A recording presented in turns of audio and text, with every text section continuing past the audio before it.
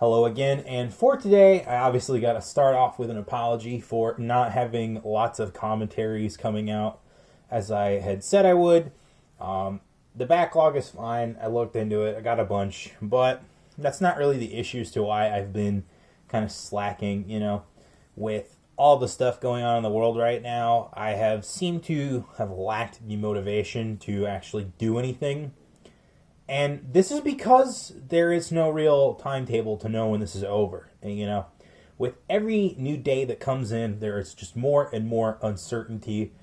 And because there is no real plan of attack that has been broadcast to the wider public, I just feel like I have not had the motivation to actually engage. But I am ending all that today with this commentary, focusing on that very specific subject of what is the end game for solving the Chinese coronavirus, or COVID-19 as the politically correct term is calling it. There's a lot that could be done to mitigate the response and make it better. And starting off with the obvious, where's the fucking timetable, okay? We are 5 weeks from my count when I started getting into the quarantine spirit in mid-March. And yeah, we got no new plans. We're barely learning anything. We're just now coming out with more different ways to test the coronavirus. If you saw Tucker Carlson on, I believe, Monday, Dr. Mark Siegel demonstrated live on the air a brand new test, and that was really cool. That, in 15 minutes you can get it done, which was better than the days it has been taking to do these coronavirus tests. So that is more of an assembly line thing that we need right now to know who has it, who's asymptomatic, who's a carrier, all the good stuff.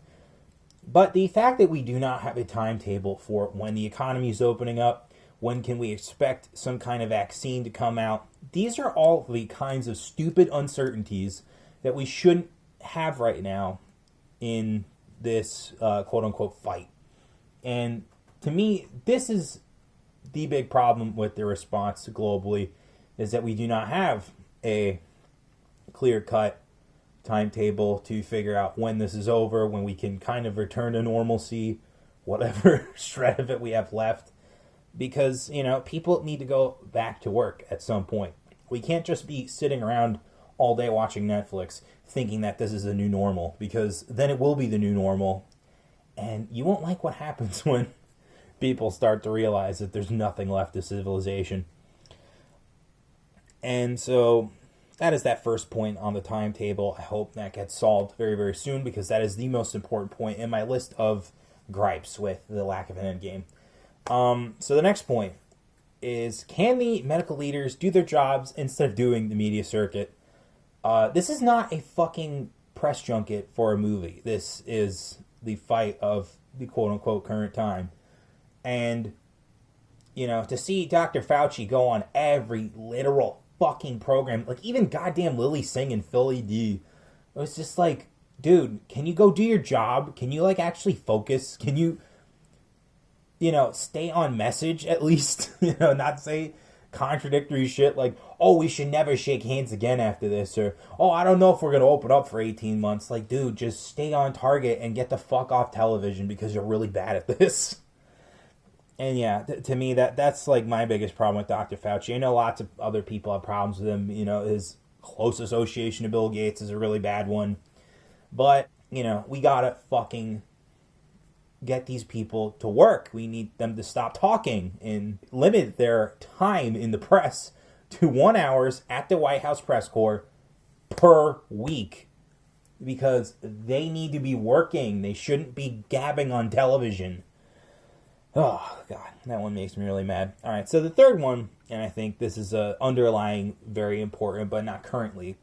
Why are not people caring about a potential recession? There are so many people that I hear going absolute bugfuck mad when they see people, not obeying the physical distancing rules.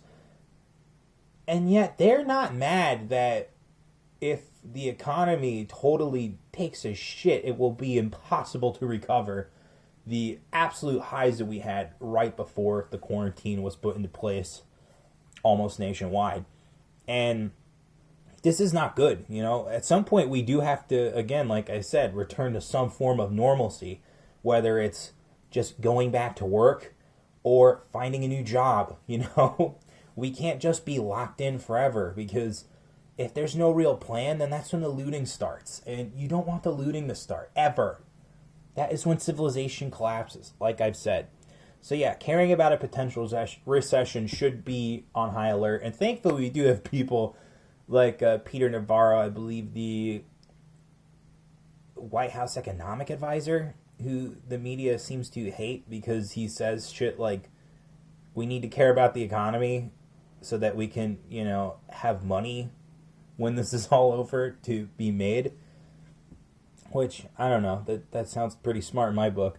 The fourth point, and this has kind of been just as a result of different world leaders and governors in the States, these power grabs are stupid.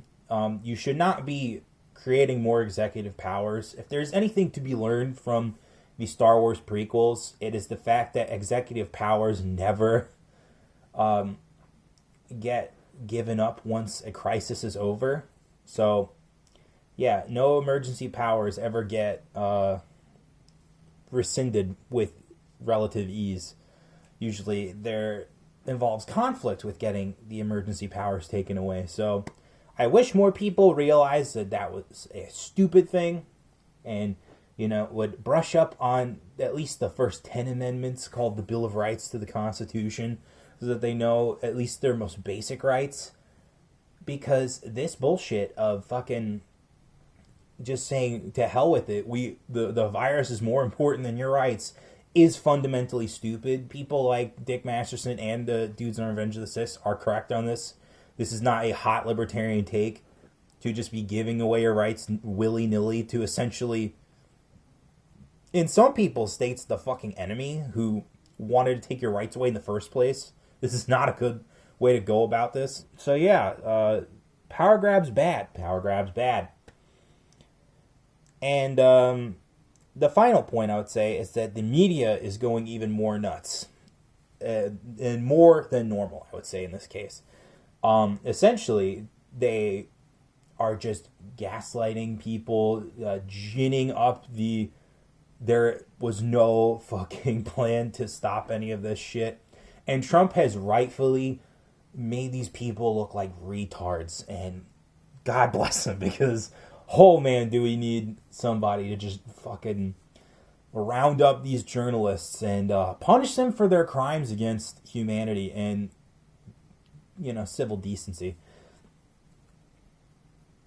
And yeah, again, this has been pretty hard to kind of like sum up in a nice commentary. I've been trying to figure out what really is going on, and much like everybody else, I'm just in the dark, stumbling, because there's no timetable, there's no effective plan of attack to combat the virus. It just seems like there have been piling up, and we need to flatten the curve, even though they're saying ridiculous shit like we're going to be locked in for 18 months. We're not going to return to normalcy until 2022. And it's just like, okay, all of this speculation is not helping people. And it would be better if there was just a concrete plan that we were trying to do so that it would stop the nonsense, stop the fucking hysteria, stop the overreactions. But that's not what we've been getting with the media that we have, with some of the people in government that hold jobs that they do. And this has been the problem. And it only took a global pandemic for some people to maybe realize this. I mean, when we come out of this, I would love to see lots of normies realize that globalism has failed. Globalism is stupid. We should not have put all of our money into having essentially a political adversary hold the keys to creating medicine, creating medical supplies, creating most of the products that we buy. I hope that people really wake up to the stupid reality that they accidentally created for themselves and understand that this was stupid of us to do. And if they don't, well, then that's on them to fucking fail for the rest of their lives. So, in conclusion, again, we need a better timetable. We need the medical professionals who, for some reason, are just constantly on television actually get to work and do their jobs. We need to potentially care about the incoming recession, if there is one, or at least, soften the blows as best we can.